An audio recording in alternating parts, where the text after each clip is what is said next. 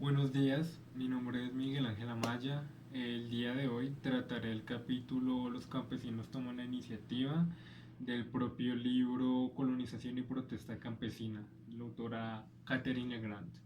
Entonces, antes de empezar, vale la pena resaltar que a inicios del siglo XX la sociedad colombiana venía con un tejido social muy débil y una sociedad profundamente dividida debido a las guerras civiles, a las guerras decimónicas que se vivieron en el siglo pasado, precisamente en el siglo XIX, de ahí viene el término decimónico, eh, donde el campesinado, los indígenas, los colonos tuvieron que vivir en carne propia las disputas entre liberales y conservadores, y antes de ellos federalistas y centralistas.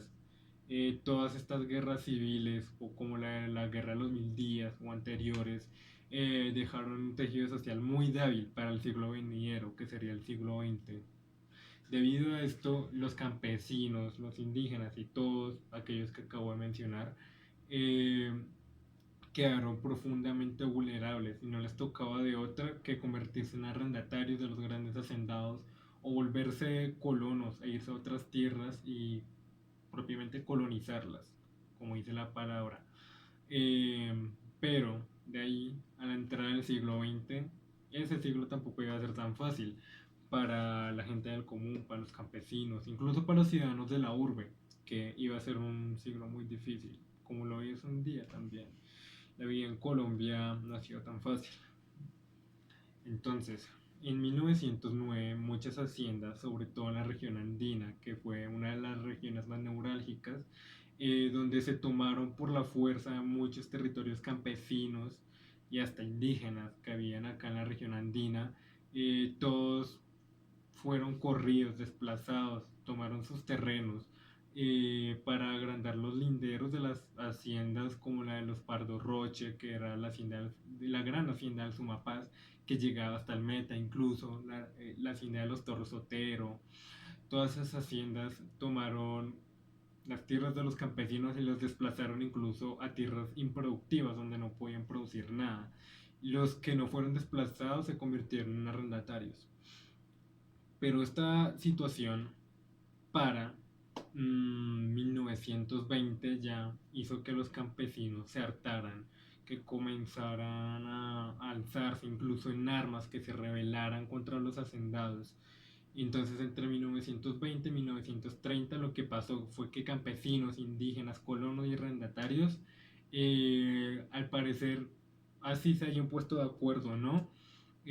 Fue como una chispa que lo prendió todo y comenzaron revueltas en varias haciendas, los campesinos, los arrendatarios dejaron de pagar sus impuestos sobre la tierra hacia los hacendados.